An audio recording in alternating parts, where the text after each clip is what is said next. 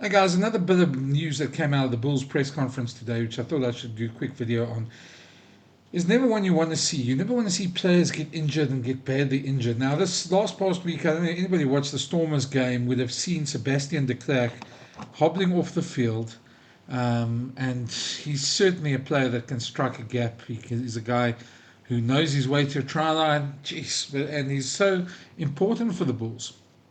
But he hobbled off on Saturday. We were told straight after the game that it was an old injury. Those of you who watched the press conference, right at the end, we saw that.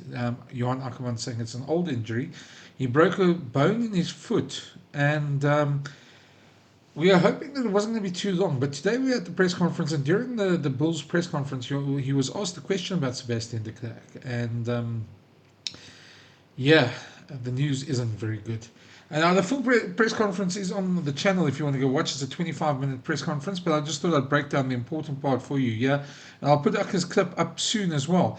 Uh, it sounds like it's an extremely difficult uh, injury, and it's going to take a long time to recover. So, for Sebastian de Klerk, wishing him all the best in the speedy recovery. But I'll let the coach explain to you exactly what's wrong because it sounds like it's a very long road back. And this is bad for Sebastian. He was just, yeah, he just made the Springbok lineman camp. He'd caught the Springbok management's gaze and he really was doing well. He's really certainly one of the Bulls' best players on attack. And certainly we feel that there should be, you feel that there should be a bright future for him. But these injuries never come at the right time. So anyway, here's Akkers talking about Sebastian de Klerk and the injury, and I'll chat to you on the other side of this. Lastly, those two injuries, Sebastian de Klerk and Harold Foster, what's the latest? So Harold has tested well. He failed obviously his test now early in the week, so that automatically cancelled him for tomorrow. But then his second and third test that you do to see if you can progress gone very well, no symptoms. So he'll definitely be ready next week. Sebastian unfortunately has to get an operation, so he's going to be out for a long time. Sorry, but so you're not automatically out because you failed in the game. No. Another test that decides whether you're out or not. Yeah, so the concussion is quite complex. There's a certain criteria how you get removed off the field and what state you're in, and there's sometimes you can be automatically there's certain concussions that they say that's it, don't even bother about, you won't play next week. It's a compulsory 12 days.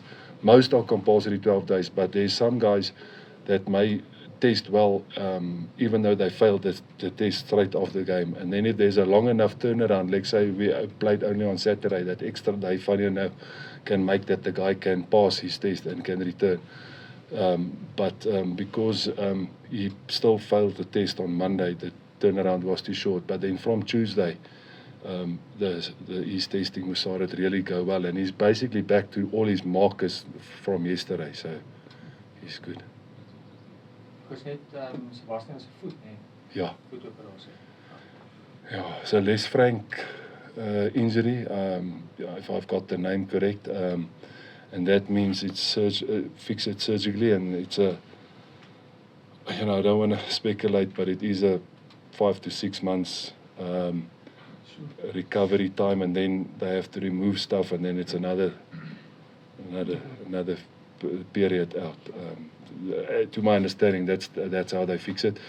So we'll only see him at the end of the year, probably somewhere. But obviously he's a man of faith, and let's hope everything goes well and we see him back on the field sooner. Ja, Spakkers? Sorry, I was just going to say just so disappointing for it, so in the alignment terms of the box. Yeah, no, I mean, obviously there's no words that can comfort him, but we, obviously send him a message, and he's disappointed for various reasons. For one, that he can't play, but two, that he had a first taste of the Springbok environment, although it was only an alignment camp, not on the field. And I know the Springboks coaches speak very highly of him, so that's a disappointment. And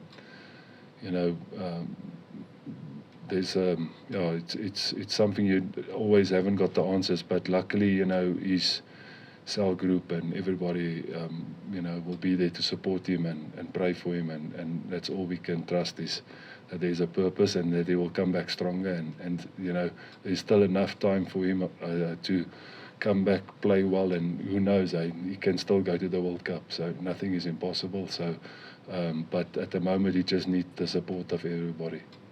You saw that Akker's talk about it, and obviously it's taken quite hard by the team there as well. A bit later in the press conference, I asked him about the other outstanding injuries. There's two other big injuries at the moment.